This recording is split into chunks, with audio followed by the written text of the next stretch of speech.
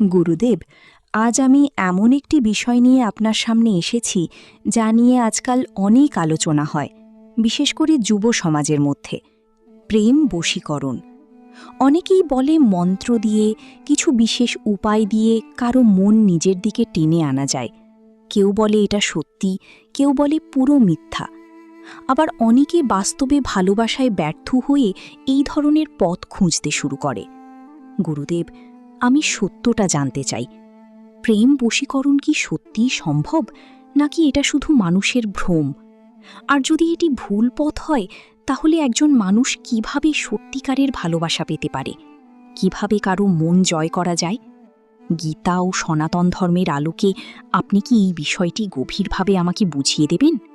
হে কন্যা, তুমি আজ এমন একটি প্রশ্ন করেছ যা বর্তমান সময়ে অত্যন্ত গুরুত্বপূর্ণ।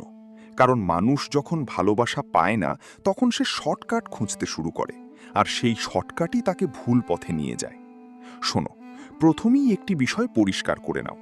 বশীকরণ শব্দের অর্থ হলো কাউকে নিজের নিয়ন্ত্রণে আনা, তার ইচ্ছাকে প্রভাবিত করা। কিন্তু সত্যিকারের ভালোবাসা কখনোই নিয়ন্ত্রণের উপর ভিত্তি করে গড়ে ওঠে না, এটি স্বাধীনতার উপর দাঁড়ায়। এখন গীতার আলোকে বোঝো, মানুষের মন স্বাধীন, তার অনুভূতি স্বাধীন। তুমি কখনোই জোর করে বা কোনো কৌশল দিয়ে কারো সত্যিকারের অনুভূতি তৈরি করতে পারবে না। তুমি হয়তো সাময়িকভাবে কাউকে প্রভাবিত করতে পারো, কিন্তু সেটি ভালোবাসা নয়, সেটি আসক্তি বা বিভ্রান্তি। কন্যা, এখন একটি গভীর সত্য বোঝো, যে ভালোবাসায় জোর আছে সেটি পাপের দিকে নিয়ে যায়, কারণ সেখানে অন্যের স্বাধীনতাকে সম্মান করা হয় না। আর যেখানে সম্মান নেই, সেখানে ভালোবাসা নেই। এখন প্রশ্ন, মানুষ কেনই বশীকরণের পথে যায়? কারণ সে নিজেকে যথেষ্ট মনে করে না। সে ভাবে, আমি যেমন তাতে কেউ আমাকে ভালোবাসবে না। এই ভাবনাই তাকে ভুল পথে ঠেলে দেয়। তাই প্রথম কাজ হলো নিজেকে গ্রহণ করা, নিজের ভিতরের শক্তিকে চিনতে শেখা। এখন সত্যিকারের ভালোবাসার পথ বোঝো। প্রথমত, সম্মান। তুমি যদি কাউকে ভালোবাসো, তাহলে তার মতামত, তার স্বাধীনতা, তার অনুভূতিকে সম্মান করতে হবে। দ্বিতীয়ত, সততা। নিজের অনুভূতি নিয়ে সত্য হও। অভিনয় করে বা মিথ্যা দিয়ে কোনো সম্পর্ক দীর্ঘস্থায়ী হয় না। তৃতীয়ত, ধৈর্য। ভালোবাসা কোনো তাড়াহুড়োর বিষয় নয়, এটি সময় নিয়ে তৈরি হয়। এখন একটি গুরুত্বপূর্ণ বিষয়, কারো মন জয় করার আসল উপায় হলো নিজেকে উন্নত করা, নিজের আচরণকে সুন্দর করা, নিজের কথাকে মধুর করা, নিজের উপস্থিতিকে ইতিবাচক করা। যখন তুমি নিজের মধ্যে এই গুণগুলো আনবে, তখন মানুষ স্বাভাবিকভাবেই তোমার প্রতি আকৃষ্ট হবে, কোনো জোর বা কৌশল ছাড়াই। কন্যা, এখন একটি গভীর রহস্য শোনো। মানুষ বাহ্যিক সৌন্দর্যের প্রতি নয়, অন্তরের শান্তি ও শক্তির প্রতি আকৃষ্ট হয়। তুমি যদি ভিতরে অস্থির হও, সন্দেহে ভরা থাকো, তাহলে সেটি তোমার আচরণে প্রকাশ পাবে, আর মানুষ দূরে সরে যাবে। কিন্তু তুমি যদি শান্ত, আত্মবিশ্বাসী ও সৎ হও, তাহলে মানুষ তোমার দিকে আকৃষ্ট হবে। এখন শেষ একটি সত্য বলি, ভালোবাসা কখনোই পাওয়ার জিনিস নয়, এটি দেওয়ার জিনিস। তুমি যত বেশি দেওয়ার মনোভাব রাখবে, সম্মান, যত্ন, সত্যতা, তত বেশি তুমি ভালোবাসা পাবে। গুরুদেব, আপনার আগের কথাগুলো শুনে আমার একটা বিষয় পরিষ্কার হয়েছে। বশীকরণ দিয়ে সত্যিকারের ভালোবাসা পাওয়া যায় না। কিন্তু আমার মনে এখনও একটা বড় প্রশ্ন আছে।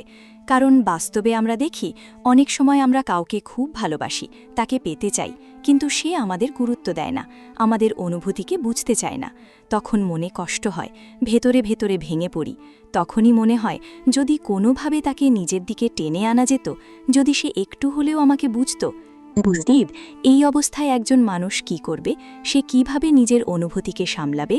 আর কিভাবে বুঝবে কাউকে পাওয়ার চেষ্টা চালিয়ে যাওয়া উচিত, নাকি ছেড়ে দেওয়াই সঠিক পথ?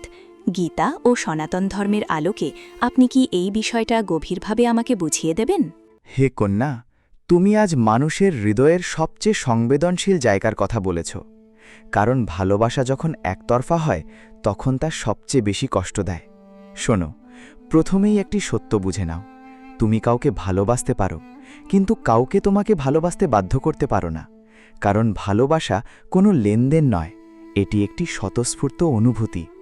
এখন গীতার আলোকে বোঝো। শ্রীকৃষ্ণ বলেছেন, আসক্তিই কষ্টের মূল কারণ। যখন তুমি কাউকে পেতে চাও, তাকে নিজের জীবনের কেন্দ্র বানিয়ে ফেলো, তখন তোমার সুখ, দুঃখ সবকিছু তার উপর নির্ভর করতে শুরু করে, আর তখনই কষ্ট জন্ম নেয়। কন্যা, এখন একটি গভীর সত্য বোঝো, যাকে তুমি ভালোবাসো সে যদি তোমাকে সম্মান না দেয়, তোমার অনুভূতিকে গুরুত্ব না দেয়, তাহলে সেটি ভালোবাসা নয়, সেটি এক ধরনের আকর্ষণ বা আসক্তি। কারণ সত্যিকারের ভালোবাসা সবসময় দুই দিক থেকে আসে। সেখানে বোঝাপড়া থাকে, সম্মান থাকে, যত্ন থাকে। এখন প্রশ্ন, তুমি কি করবে? প্রথমত, নিজের অনুভূতিকে অস্বীকার করো না।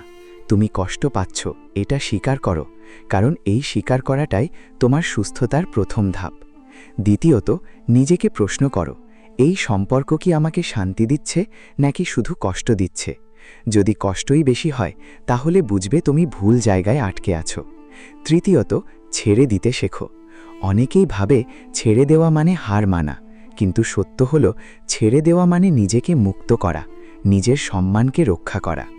কন্যা, এখন একটি গুরুত্বপূর্ণ বিষয়, যে মানুষ নিজেকে ভালোবাসতে শেখে না, সে কখনোই অন্যের ভালোবাসাকে সঠিকভাবে গ্রহণ করতে পারে না। তাই নিজের ওপর কাজ করো, নিজের জীবনকে উন্নত করো, নিজের মনকে শক্ত করো। এখন একটি গভীর রহস্য শোনো, মানুষ তখনই সবচেয়ে আকর্ষণীয় হয়ে ওঠে যখন সে নিজেই সম্পূর্ণ হয়, যখন সে কারো ওপর নির্ভর করে না নিজের সুখের জন্য। তখন তার মধ্যে এক ধরনের শান্তি ও আত্মবিশ্বাস তৈরি হয়, আর সেই শক্তিই অন্যকে আকৃষ্ট করে। কন্যা, এখন শেষ একটি সত্য বলি, সব ভালোবাসা পূর্ণতা পায় না। কিছু ভালোবাসা আসে আমাদের শেখানোর জন্য, আমাদের বড় করার জন্য, আমাদের ভিতরের শক্তিকে জাগানোর জন্য। তাই যদি কেউ তোমার জীবন থেকে চলে যায়, তাকে ঘৃণা করো না, তাকে ধন্যবাদ দাও, কারণ সে তোমাকে কিছু শিখিয়ে গেছে। আর যখন তুমি এই দৃষ্টিভঙ্গি নিয়ে এগিয়ে যাবে, তখন তুমি দেখবে তোমার কষ্ট ধীরে ধীরে শক্তিতে পরিণত হচ্ছে, আর সেই শক্তিই তোমাকে একদিন সত্যিকারের ভালোবাসার দিকে নিয়ে যাবে। গুরুদেব, আপনার কথাগুলো আমার মনে গভীরভাবে স্পর্শ করেছে। এখন আমি বুঝতে পারছি, ভালোবাসা কাউকে জোর করে পাওয়ার বিষয় নয়। কিন্তু আজ আমার শেষ একটি প্রশ্ন আছে, কারণ অনেক সময় আমরা বুঝতেই পারি না কোন মানুষটা আমাদের জীবনের জন্য সঠিক। আমরা ভুল মানুষকে ভালোবেসে ফেলি, তাকে নিয়ে স্বপ্ন দেখি, পরে বুঝি সে আমাদের জন্য ছিল না। তখন খুব কষ্ট হয়, মনে হয় আমি কেন তাকে চিনতে পারলাম না। গুরুদেব, একজন মানুষ কিভাবে বুঝবে সে যাকে ভালোবাসছে সে তার জন্য সঠিক কিনা? আর যদি ভুল মানুষকে ভালোবেসে ফেলে, তাহলে কিভাবে সে সেই সম্পর্ক থেকে বেরিয়ে এসে নিজের জীবনকে আবার নতুনভাবে শুরু করতে পারে? গীতা ও সনাতন ধর্মের আলোকে আপনি কি এই শেষ সত্যটা আমাকে গভীরভাবে বুঝিয়ে দেবেন? হে কন্যা, আজ তুমি এমন একটি প্রশ্ন করেছ যা বুঝতে পারলে মানুষের জীবনে অনেক কষ্ট কমে যায়। কারণ সঠিক মানুষকে চেনা আর ভুল মানুষকে ছেড়ে দেওয়া, এই দুইটি জ্ঞানই জীবনের সবচেয়ে বড় শিক্ষা। শোনো, প্রথমেই একটি বিষয় বুঝে নাও, সঠিক মানুষ বলতে এমন কাউকে বোঝায় না যে নিখুঁত, বরং এমন কাউকে বোঝায় যে তোমাকে সম্মান করে, তোমাকে বোঝার চেষ্টা করে, তোমার সাথে একসাথে এগিয়ে যেতে চায়। এখন গীতার আলোকে বোঝো, যে সম্পর্ক তোমার মনকে শান্ত করে, তোমাকে উন্নতির দিকে নিয়ে যায়, সেটি সঠিক। আর যে সম্পর্ক তোমাকে অস্থির করে, তোমাকে ছোট করে, তোমার আত্মসম্মানকে আঘাত করে, সেটি ভুল পথ। কন্যা, এখন কিছু স্পষ্ট লক্ষণ বোঝো। প্রথমত, সম্মান। যদি সেই মানুষটি তোমার মতামতকে গুরুত্ব দেয়, তোমার অনুভূতিকে সম্মান করে, তাহলে সেটি একটি ভালো লক্ষণ। দ্বিতীয়ত, ধারাবাহিকতা। সে কি তার আচরণে স্থির, নাকি একদিন ভালো একদিন খারাপ? যদি স্থিরতা না থাকে, তাহলে ভবিষ্যতেও সমস্যা হবে। তৃতীয়ত, দায়িত্ববোধ। সে কি সম্পর্কের দায়িত্ব নিতে প্রস্তুত, নাকি সবকিছু এড়িয়ে যায়? এখন ভুল মানুষের লক্ষণ বোঝো। যেখানে বারবার মিথ্যা বলা হয়, যেখানে তোমাকে ছোট করা হয়, যেখানে তোমার কষ্টকে গুরুত্ব দেওয়া হয় না, সেখানে থাকলে তুমি ধীরে ধীরে নিজের মূল্য হারিয়ে ফেলবে। কন্যা, এখন প্রশ্ন, যদি ভুল মানুষকে ভালোবেসে ফেলো, তাহলে কি করবে? প্রথমত, সত্যকে মেনে নাও। অনেকেই সত্য জানার পরও তাকে অস্বীকার করে, আর সেই অস্বীকারই কষ্ট বাড়ায়। দ্বিতীয়ত, নিজেকে দোষ দিও না, কারণ ভালোবাসা ভুল নয়, ভুল হলো ভুল জায়গায় আটকে থাকা। তৃতীয়ত, ধীরে ধীরে দূরে সরে আসো, নিজের মনকে সময় দাও, নিজের জীবনে নতুন কিছু আনো, নিজের উন্নতির দিকে মন দাও।